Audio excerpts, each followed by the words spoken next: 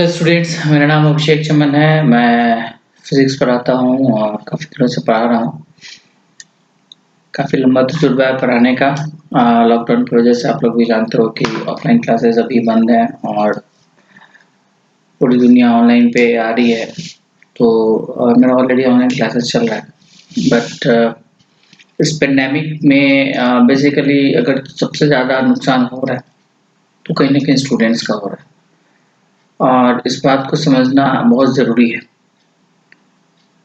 और अगर ये पेंडेमिक बहुत लंबा चला तो सीरियसली बहुत ज़्यादा नुकसान हो जाएगा स्टूडेंट्स का। तो बच्चों, पढ़ना ज़रूरी है और पढ़ाई को छोड़ना नहीं है, ठीक है? इस पेंडेमिक में भी डिजिटल मोड से हम लोग पढ़ाई कर सकते हैं और बहुत एफिशिएंटली पढ़ाई कर सकते हैं।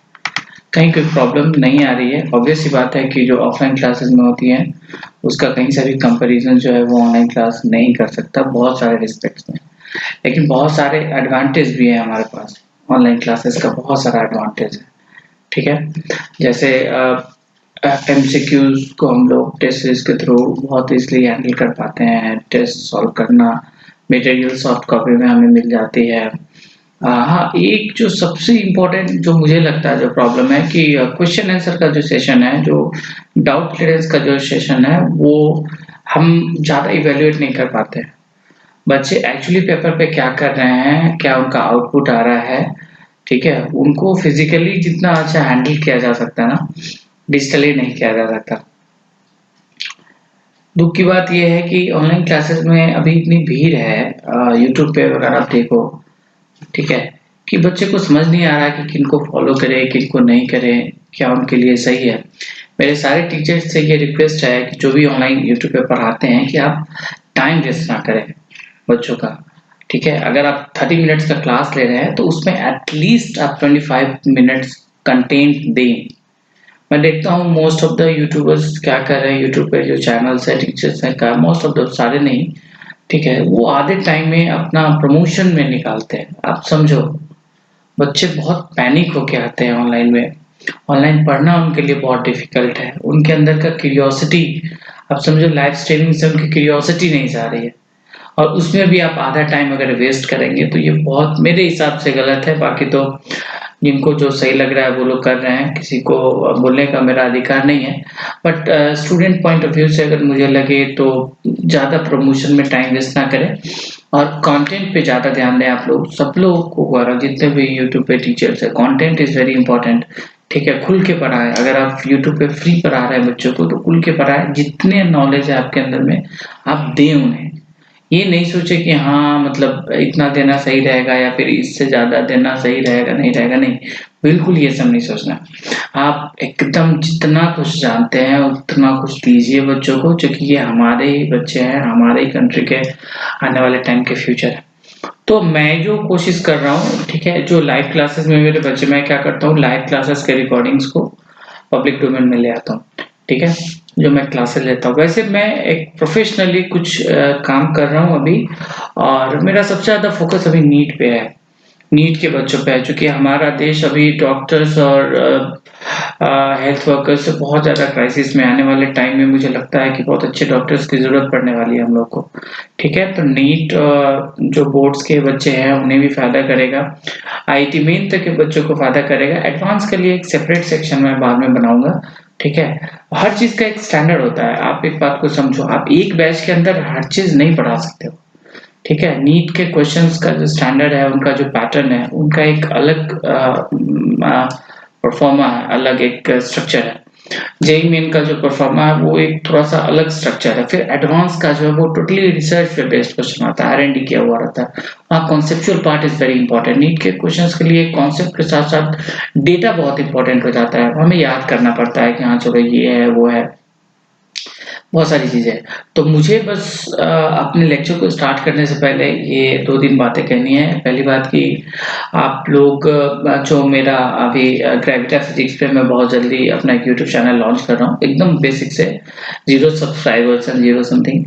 तो वहाँ पे जो 11th-12th और नीट के प्रिपरेशन के लिए जो भी वीडियोज़ आएँगे वो कंप्लीटली फ्री होंगे, ठीक है। आरएम एकेडमी के चैनल पे मैं बहुत सारा ऑलरेडी लेक्चर्स दे रहा हूँ और कोशिश करूंगा कि सब कुछ फ्री दूं बच्चों को, ठीक है। बाकी और बहुत सारी बातें हैं, प्रमोशंस, ये सब में ज़्यादा टाइम नहीं वेस्ट करना है। मैं हर बार आऊँगा, बस एक ही चीज़ कहूँगा, अगर आपको मेरी पढ़ाई अच्छी लगे, ठीक है, तो बूस्ट करना, बस सिंपल। मेरा मोटिव बहुत आसान है, बहुत सिंपल है कि बच्चों तक अच्छी पढ़ाई पहुँचनी चाहिए। जो लोग नहीं पहुँचा रहे हैं उनको पहुँचाना चाहिए। ये बहुत इम्पोर्टेंट है। ऑनलाइन पढ़ाना और पढ़ना दोनों डिफ़िकल्ट है, ठीक है, बट इस पैंडेमिक में we don't have any option, so हम चलेंगे। ओके, सो अभी हम लोग स्टार्ट करते हैं। मेरा मेन ऑब्जेक्टिव जो है ना, मतलब इस लेक्चर को रिकॉर्ड करने का, वो है कि फिजिक्स के बारे में बहुत बेसिक बातें करेंगे हम लोग। क्या बातें करेंगे? फिजिक्स की। फिजिक्स को पढ़ना, मैं बताता हूँ, नीट के बच्चों के साथ एक प्रॉब्लम है, ठीक है। नीट के बच्चों के साथ प्रॉब्लम है कि उन्हें पता नहीं क्यों फिजिक्स जो है वो टफ लगता है। मुझे आज तक समझ नहीं आया क्यों टफ लगता है। तो बाद जब मैंने इस पे थोड़ा सा रिसर्च किया तो मुझे ये समझ आया कि फिजिक्स को एक्चुअली वो लोग बहुत मतलब ऐसे मान लेते हैं कि चलो वो तो टफ है, 10th हुआ उसका मैथ से पीछा छुड़ा, मैथ से पीछा छुड़ा तो अरे यार फिजिक्स तो बहुत टफ है। नहीं, आप समझो मेरी बात, ठीक है। फिजिक्स टोटली कॉन्सेप्चुअल है। अगर आप फिजिक्स को अच्छे से समझोगे तो आपसे क्वेश्चंस बनेंगे, श्योर आपसे क्वेश्चंस बनेंगे। अगर आपसे क्वेश्चंस नहीं बन रहा तो आप इस बात को समझिए, आप कहीं ना कहीं कॉन्सेप्ट में लैग कर रहे हो, ठीक है, फॉर्मूला में लैग कर रहे हो। बहुत सारे लोग होते हैं कि न्यूमेरिकल से वो फिजिक्स को समझते हैं। नहीं, इट्स नॉट करेक्ट, मेरे ओपिनियन में इट्स नॉट करेक्ट। मुझे लगता है कि सबसे पहला चीज अगर स्टूडेंट का कुछ अच्छा होना चाहिए तो वो कॉन्सेप्ट अच्छा होना चाहिए। अगर कॉन्सेप्ट अच्छा है तो आप बहुत ही आसानी से कोई भी न्यूमेरिकल आप कर पाओगे। तो टाइम वेस्ट नहीं करते हैं, ठीक है। हम लोग इस तरह की बातें हमेशा करते रहेंगे।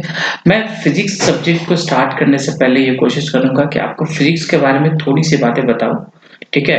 मैं बहुत जमीन से जुड़ा हुआ इंसान हूँ और जमीन की ही बातें करूंगा। सिंपल सब्जेक्ट है, इसको सिंपल लैंग्वेज, जितना सिंपल लैंग्वेज में हम लोग समझ सकते हैं ये उतना ही बेहतरीन हो सकता है, ठीक है। तो फिजिक्स जो सब्जेक्ट है, हम जहां भी देखते हैं ना, इसके डेफिनेशंस वगैरह को अगर देखते हैं तो इसके लिए एक बहुत कॉमन वर्ड यूज होता है, फिनोमेना। ओके, कौन सा वर्ड यूज होता है? फिनोमेना। मतलब फिजिक्स के अंदर हम लोग फिनोमेना को पढ़ते हैं, ठीक है। फिनोमेना मतलब घटना, घटना हो या दुर्घटना हो उसके बारे में हम लोग पढ़ते हैं। ओके, ठीक है। तो फिनोमेना जो होता है ना, जो हमारे आसपास की घटनाएं हैं, जहां भी घटनाएं हो रही हैं, ठीक है, रेस्ट में, मोशन में, कुछ चल रहा है, कुछ गिर रहा है, कुछ रोटेट कर रहा है, कुछ भी हो रहा है, ठीक है, तो उसे पढ़ने के लिए हमें एक सिस्टम की जरूरत पड़ती है। तो हमने फिजिक्स एक सब्जेक्ट पढ़ा है। तो जो फिनोमेना है हमारा, अगर हम लोग बहुत माइन्यूटली देखें तो ये फिनोमेना हमारे पास दो तरह का आता है, ठीक है। एक होता है नेचुरल फिनोमेना, ठीक है। क्या होता है? Natural phenomena. और दूसरा क्या होता है? आर्टिफिशियल, या फिर इसी को बोलते हैं हम लोग मैनमेड बोलते हैं, ठीक है। आर्टिफिशियल और मैनमेड। देखो, नेचुरल फिनोमेना हो या फिर आर्टिफिशियल फिनोमेना हो, ठीक है, इन दोनों को हम लोग जो पढ़ते हैं ना, वो फिजिक्स के अंदर ही पढ़ते हैं, ठीक है। इनको पढ़ने के लिए हमें क्या जरूरत पड़ा? तो नियमों का जरूरत पड़ा, लॉस का जरूरत पड़ा, थ्योरी का जरूरत पड़ा, कॉन्सेप्ट्स का जरूरत पड़ा, ठीक है। तो बाद में धीरे धीरे इन चीजों का एक प्रॉपर सिस्टम बना जिसको कि हम लोग फिजिक्स के अंदर पढ़ते हैं, ठीक है। धीरे धीरे फिजिक्स डेवलप किया, अचानक से फिजिक्स डेवलप नहीं किया, धीरे धीरे ये डेवलप किया। तो अब जो मेन सवाल है हमारा कि ये जो घटनाएं होती हैं, ये जो दुर्घटनाएं होती हैं या फिर घटनाएं होती हैं, एक्चुअली ये होती किनके साथ है, ठीक, ये जानना हमारे लिए बहुत जरूरी है, ठीक है। तो हम जानते हैं कि ये सारी घटनाएं और दुर्घटनाएं जो होती है ना, वो मैटर के साथ होती है, यानी कि पदार्थ के साथ होती है। और मैटर किसको कहते हैं हम लोग? ठीक, जो एग्जिस्ट करता है, जो एग्जिस्ट करता है या फिर जो किससे मिलके बनता है, जिसका मास होना बहुत जरूरी है। मास होना मतलब, ठीक है, जो मासलेस है, जिसके अंदर मास नहीं है, क्या वो फिजिक्स के अंदर हम उसकी पढ़ाई कर सकते हैं? जो एग्जिस्ट ही नहीं करता है उसकी क्या पढ़ाई करेंगे हम लोग? इवन अब तो इलेक्ट्रोमैग्नेटिक वेव से हम लोग जानेंगे कि उसका भी डुअल नेचर है, पार्टिकल नेचर है और वेव नेचर है, ठीक है। तो थोड़ा सा मास के बारे में हम लोग बात करते हैं। मास किसको कहते हैं? तो हम लोग कहते हैं कंटेंट ऑफ मैटर को हम लोग मास कहते बहुत ही आसान सा, बहुत कॉमन सा कंफ्यूजन है बच्चों में, मास में और वेट में डिफरेंसेस का।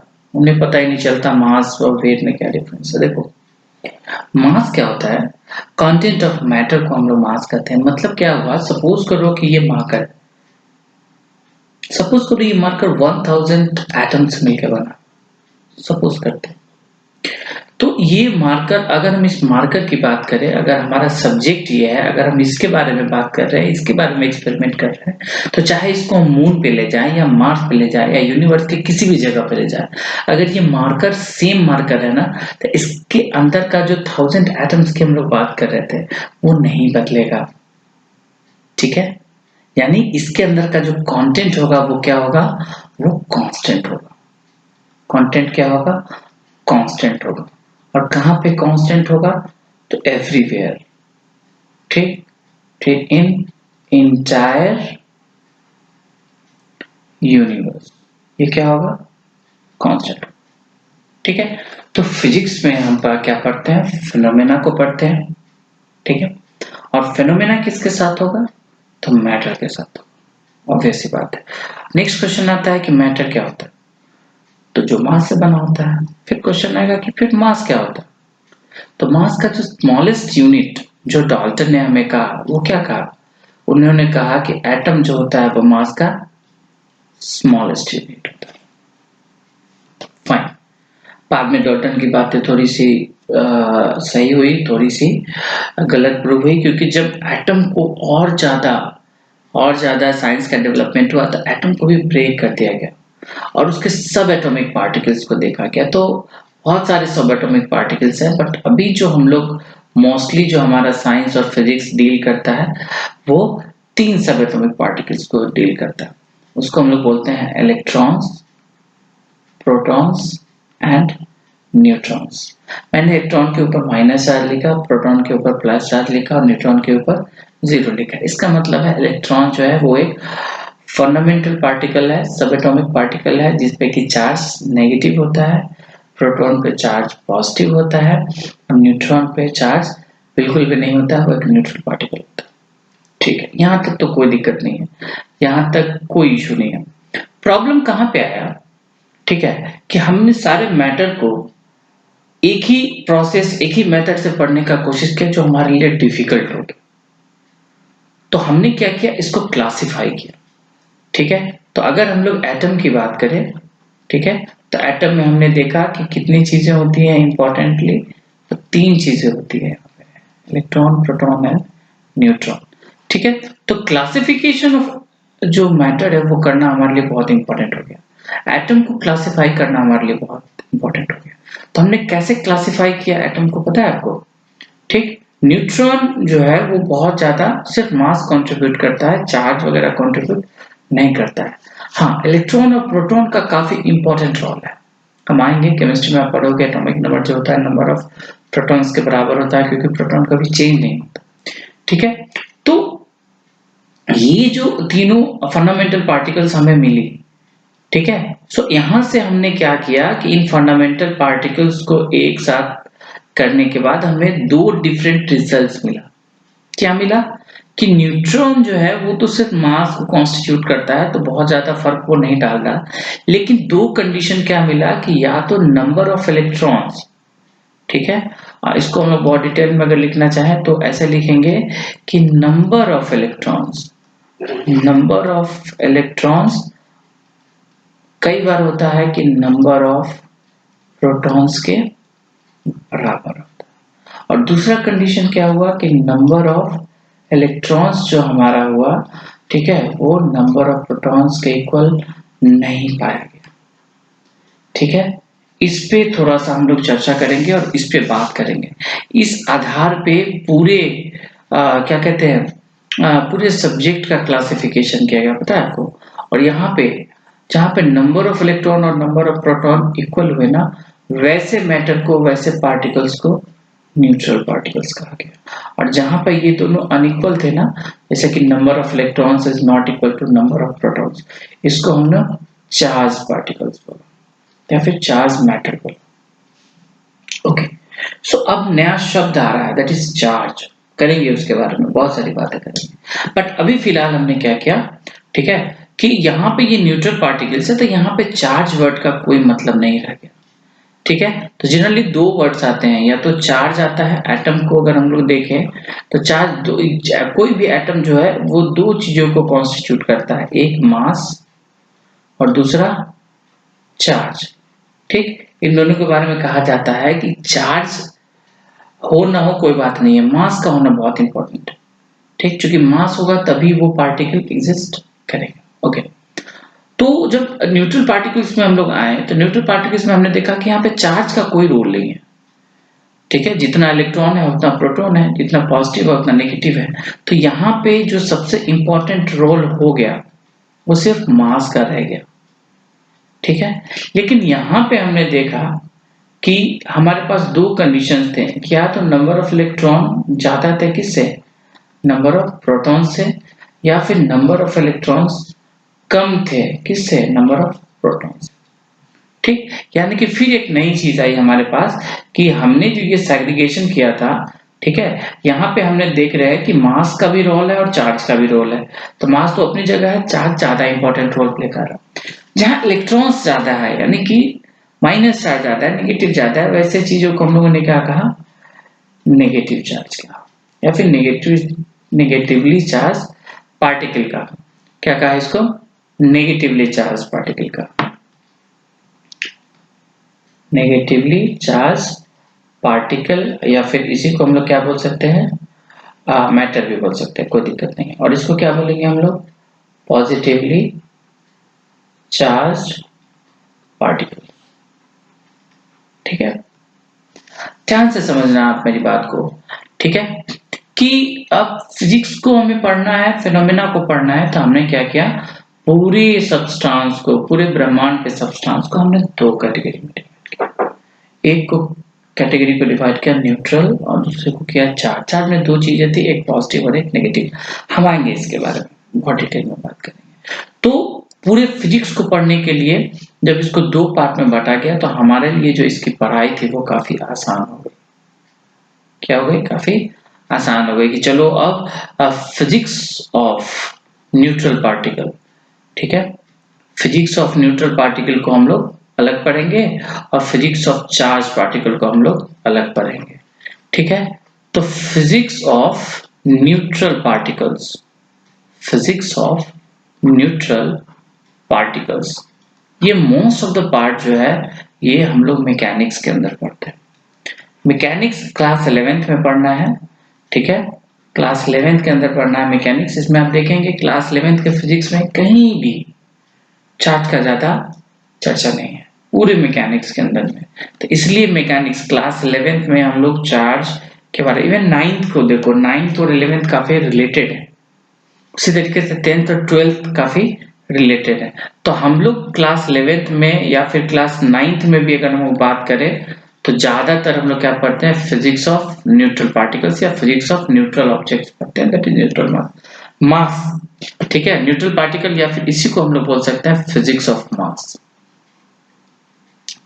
क्या बोल सकते हैं, फिजिक्स ऑफ मास, ठीक। 9th क्लास में और 11th क्लास में याद रखना बच्चों, हमें पढ़ना है physics of mass, most of the topics, ठीक है। बहुत सारे टॉपिक्स है जैसे काइनेमेटिक्स है, न्यूटन्स लॉ है, ग्रेविटेशन है, वर्क पावर एनर्जी है, रोटेशनल है, मोमेंट ऑफ इनर्शिया है, या फिर सॉलिड पार्टिकल्स का प्रॉपर्टी है, फ्लूइड मैकेनिक्स है, इवन साउंड वेव्स वगैरह है। ये सारे चीजें जो है ना वो आपको मतलब क्या मिलेंगे, हर जगह मास की बात होगी, point mass, centre of mass, combination of mass, ये मास वो मास, कहीं भी चार्ज शब्द नहीं आता।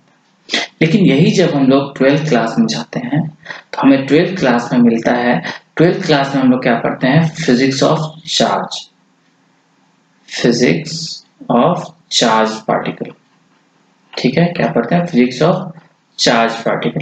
ज्यादातर पार्ट जो है ये हमारे क्लास 12th में, ठीक है। इवन हम लोग अगर 10th में भी देखें तो बहुत सारा पार्ट इसका 10th में भी है, वो हमारा क्या है, फिजिक्स ऑफ चार्ज पार्टिकल है। इसके अलावा जैसे इलेक्ट्रोमैग्नेटिज्म, अगर हम लोग इसका एग्जांपल लें तो यहाँ पे आ जाएगा इलेक्ट्रोमैग्नेटिज्म, ठीक है। इलेक्ट्रोमैग्नेटिज्म।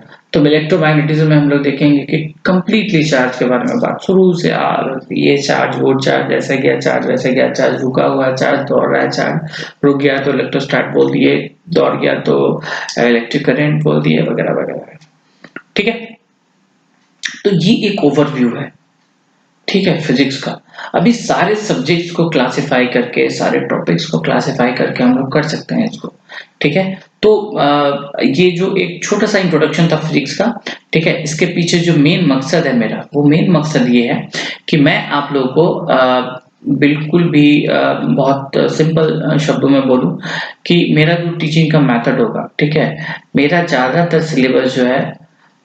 सिलेबस वो नीट के आसपास घूमेगा। ठीक, मेरा प्राइमरी ऑब्जेक्टिव फिलहाल नीट है। ठीक, और नीट के साथ साथ जो बच्चे हैं, नीट के साथ साथ वो जेईई मेन को भी टारगेट कर सकते हैं।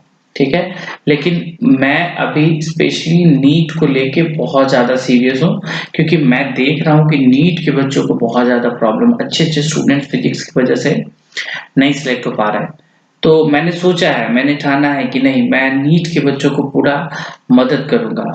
ठीक है, मेरा प्रॉमिस है कि नीट में अगर आपको लगता है ऐसा कि नहीं, आपका सब्जेक्ट अच्छा नहीं है, फिजिक्स में आपको प्रॉब्लम है, तो ट्रस्ट मी, ठीक, मैं क्या क्या करने वाला हूँ, मैं एक छोटे से लेक्चर में या फिर छोटे से बात में आपको बताता हूँ। ठीक है, अभी जो नीट 2021 आने वाला है, इसमें सारे बच्चे प्रीवियस ईयर पेपर्स को जरूर एक बार करें। मैं पूरे प्रीवियस ईयर पेपर के सॉल्यूशंस को, ठीक है, ग्रेविटी फिजिक्स पे डालूंगा, प्लस जितने भी लेक्चर्स होंगे, एक professional totally compiled lecture with maximum coverage of the syllabus, मैं उसको ग्रेविटास पे डालूंगा, ग्रेविटा फिजिक्स पे डालूंगा, जिसको कि हर बंदा, हर बच्चा जो भी एस्पिरेंट है वो यूट्यूब पे बहुत इजीली आके पढ़ सकता है। उसके अलावा मेरा एक आरएम एकेडमी का खुद का एप्लीकेशन है, वहाँ पे टेस्ट वगैरह जो है वो सब कुछ हम लोग अभी फ्री मोड में करेंगे। ठीक है, जहाँ कॉस्ट ज्यादा आएगा फिर उसमें हम लोग देखेंगे क्या करना है, but YouTube will be free platform. हमारे वेबसाइट पे बहुत सारे क्वेश्चन बैंक, बहुत सारे मटेरियल, हैंड रिटेन नोट्स, बहुत सारी चीजें, ई बुक्स वगैरह, मैं अभी ऐसे ही सब कुछ अभी आप लोगों को दूंगा। ठीक है, मेरा ऑब्जेक्टिव बहुत सिंपल है, लॉकडाउन के बाद भी ये चैनल रहेगा, और इस कोविड में जितना, मतलब क्या कहूँ, बहुत सिचुएशन खराब है, और आप लोगों से यही रिक्वेस्ट है कि आप लोग जितना अच्छा हो सके पढ़ाई करें और सेफ रहें, बहुत ज़रूरी है। और बहुत जल्दी हम लोग एक प्रोफेशनल और वेल इक्विप्ड, आप कह सकते हैं कि एक सिस्टम के साथ मिलेंगे, और मेरी कोशिश होगी कि आप लोगों को मैक्सिमम जो मुझे आता है, जितना आता है, ठीक है, मैं ये नहीं कहता मुझे बहुत आता है, बहुत अच्छे अच्छे टीचर है यूट्यूब पे जो कि बहुत अच्छा पढ़ा रहे हैं। ठीक है, किसी एक का नाम लेना दूसरे के साथ इनजस्टिस होगा, तो बहुत अच्छे अच्छे टीचर्स, आप किसी से भी पढ़ो, पढ़ना बहुत इंपॉर्टेंट है। ठीक है, मैं कोशिश ये करूंगा कि मैं जितना भी जानता हूँ और जो भी मेरा तजुर्बा या एक्सपीरियंस है, मैं आप लोग के साथ शेयर करूँ। ठीक है, सो चिल्ड्रंस, आप पढ़ो, अच्छे से पढ़ो, फिर हम लोग बहुत जल्दी मिलेंगे। और कोशिश करना कि अगर टीचिंग अच्छी लगे तो लोगों तक पहुंचाओ इसको, ताकि वो फ्री एजुकेशन का फायदा उठा सके। ठीक है, थैंक यू।